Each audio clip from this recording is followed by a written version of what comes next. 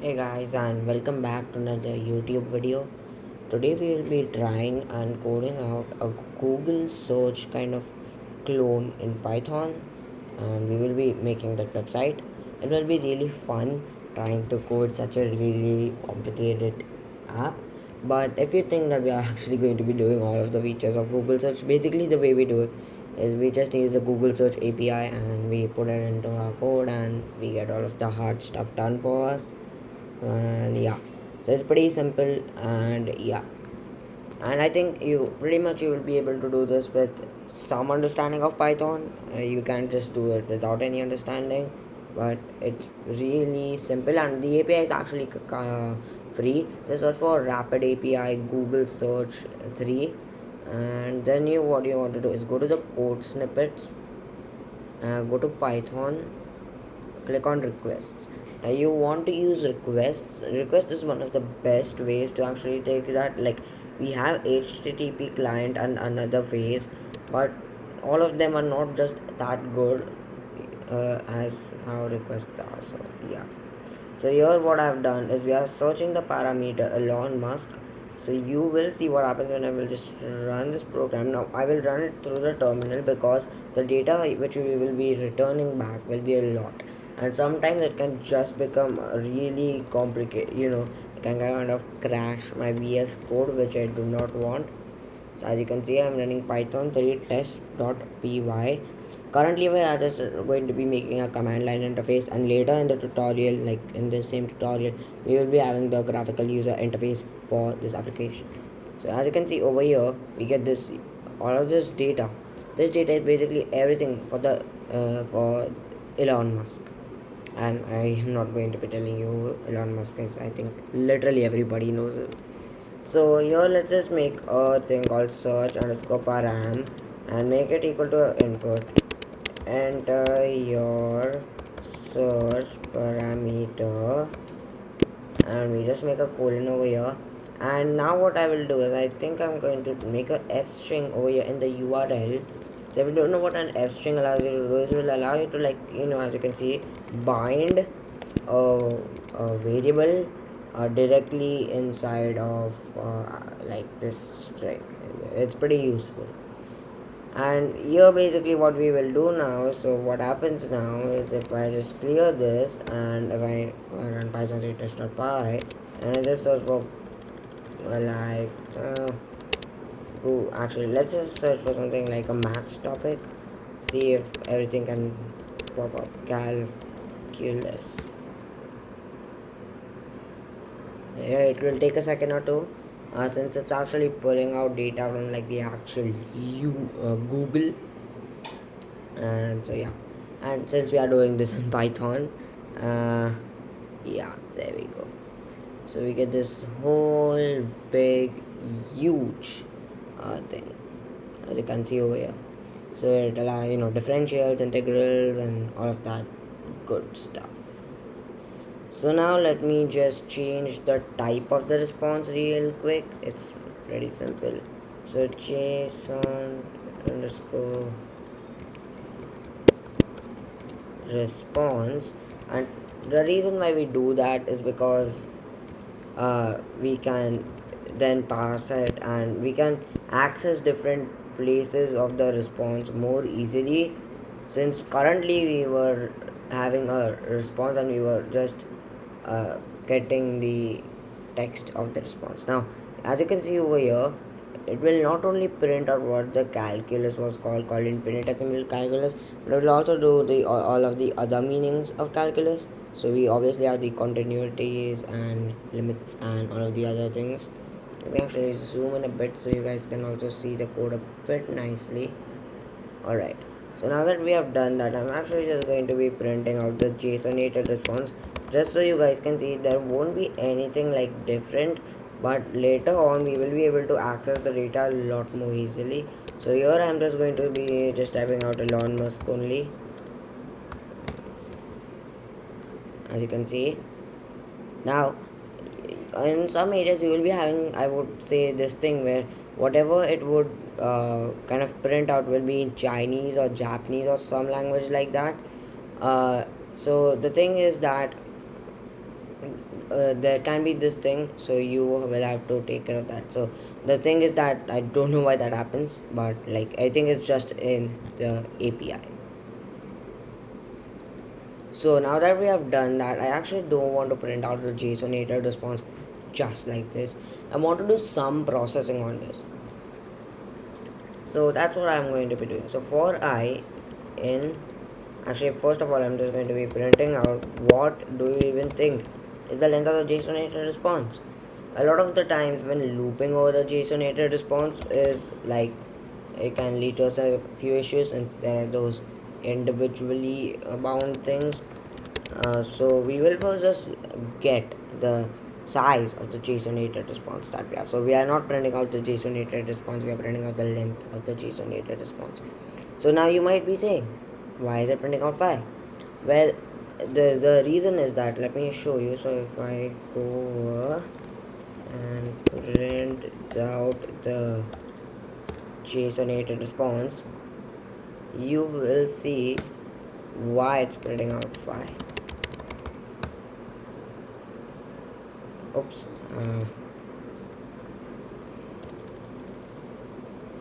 Let me clear and run. So Elon Musk, there we go.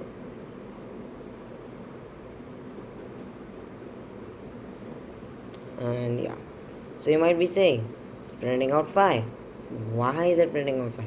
Because results and all of this. Now it does not include the title and the link and all of that for all of the things. So that's a thing. And like if you look at it, it's actually correct. There are 5 of them. But the problem is we cannot just loop over for like 5 indexes. That like won't work. So what I usually do is I usually loop over for like 50 indexes, because the data that will be returned to us will be more than 50 indexes obviously. So we can loop over for like 50 indexes, so we can get like sufficient amount of data to actually populate the page, and we also don't run into any error regarding like list indexes out of page. But in this case, let me just loop over for like 15 indexes right now. Later on we will actually do the other stuff. Now what do we want to do? Over the 15 indexes, let's just go ahead and print out the title. Actually, do you want to print out the title or something else? Let's just go over and let's actually see how the JSON response actually is working. So let me just run the script. Actually, let me just type out title is equals to JSON-native response results, and I think I will need I and the title. I think this is correct. I hope so.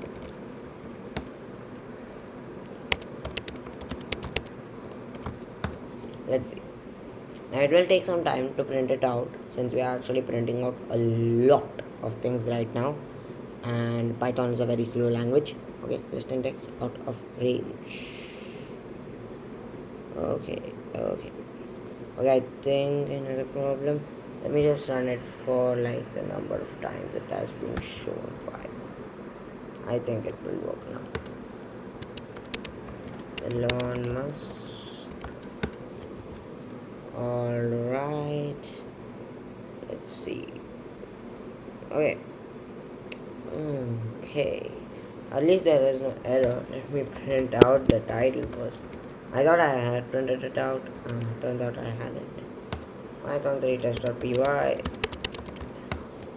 So, and then my search parameter. Okay, we get Elon Musk Wikipedia, Elon Musk Forbes, Elon Musk Tesla, Elon Musk Instagram photos and videos, and Elon Musk CNBC.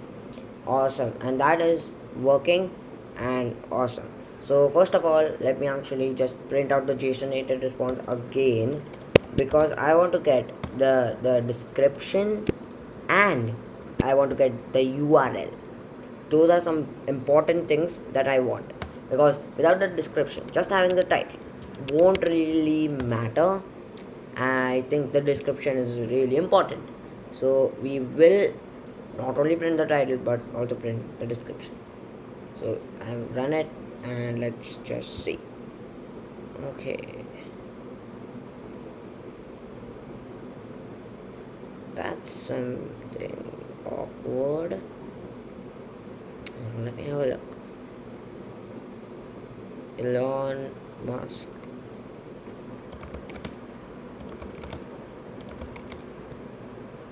Am I printing it out correctly? Yeah, that's awkward. Let me run it like okay, test.py. And let's do something like Facebook this time. Something else. Alright, there we go. So we want the description. So I'm going to be going over here and commenting this out and changing this to description and copying that, and I'm just going to be pasting description all over here.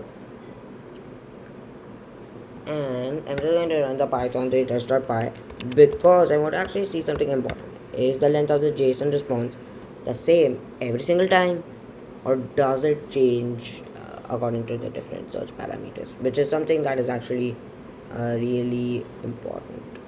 Okay, we get all of the descriptions, that's good. Yeah, okay, that's the JSON response. Okay, where are we getting that one? Alright, 5. That's something. Maybe it's not 15. Maybe it's like, let's say 10 or something. I'm just going to get rid of the print JSON-ated response. Actually, I think we know how big it is. I don't know why I did not see that. That was bad. Alright. I'm gonna have a look over here. Okay. We have 96 responses. That's strange. Oh, okay, I get it. So here's the thing. Currently, the looping that we are doing is inside the JSON-ated response, whereas we want to do the looping inside the results. I think you understand it. I think we will be doing it. If we cannot do it with 10, that's what we are going to be trying to do. So Facebook. You can search anything you want. It's just that I don't know a ton of websites. So yeah. There we go. So we get some Facebook things. Yeah, let's see how much can we increase it. This API, like usually I can just access it through length of APIs, but it's just that since this one is a bit like this.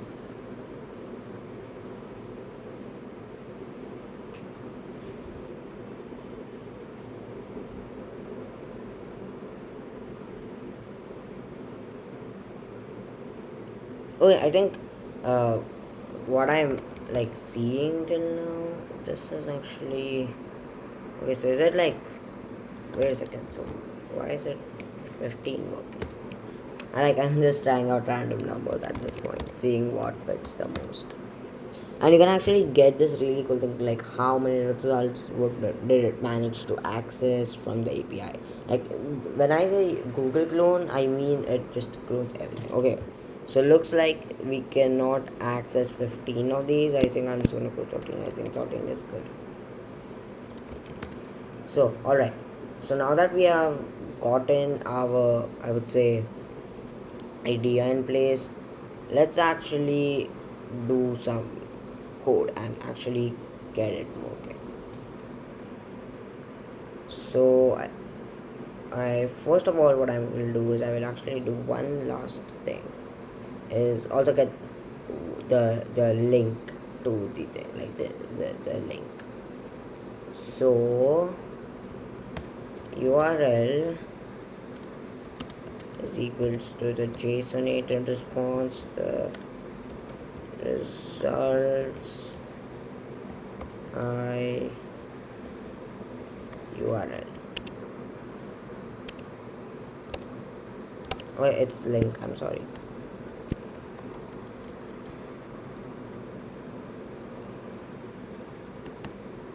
And just for the sake of it, I will go over here and print an f string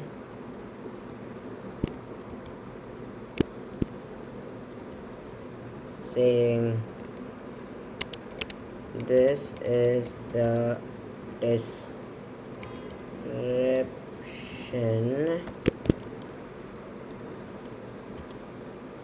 and this is the link, and I'll just be printing out a few backslash n's. So we don't know what backslash n is. It basically goes to a new line and change the URL to link. Awesome.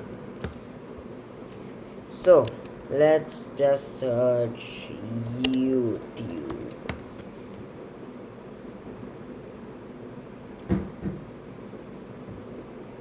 And there we go. It returns back the data. Perfect. Like, I don't know if you can access the thing from the terminal, like the search engine, but you can see we have the data back from the API, and it's actually not that slow. Like sometimes if you actually implement it in certain technologies, it's really slow, but in here it's not that slow. All right, so now that we have done that, now this video actually gotten a bit longer than what I had expected. I expected I would be able to do it in some time. So I don't know if I'll be able to actually implement the full functionality in place, since we still have to do a ton of things. We have to make the website, front end, back end, implement the API, and the main thing which I'm really finicky about is when calling the Flask website from the web page. I'm not that good at the front end area. So what happens is that a lot of the times, like, just a single link gets printed out. So actually improving the kind of feel of the website. So that's going to be a bit of a problem, but we will tackle it. Like, it won't look that good, this clone. It will just show the data as a form instead of formatting it, having those line breaks and stuff. But yeah, it's okay. Yeah, it's still pretty good.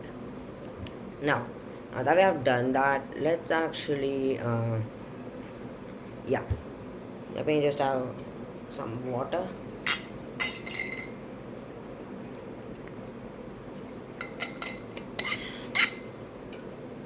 All right,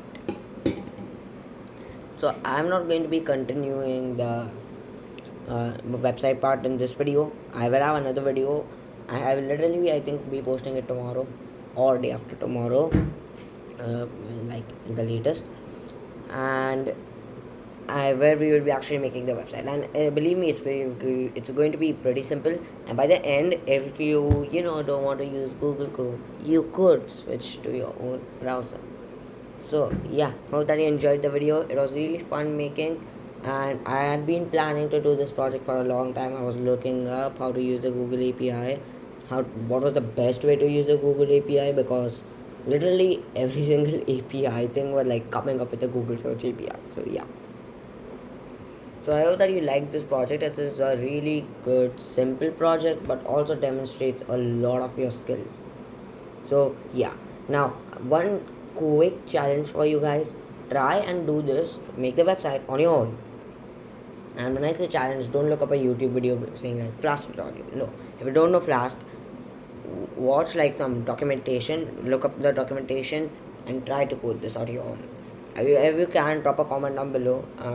I heart all of the comments, but I will, it will just make me feel better, and I will give you a shout out in my next video. If you think that's good, then please try it out. So that's it for today, guys. I hope that you enjoyed this video. If you did, like and subscribe to the channel, and I will see you in another YouTube video.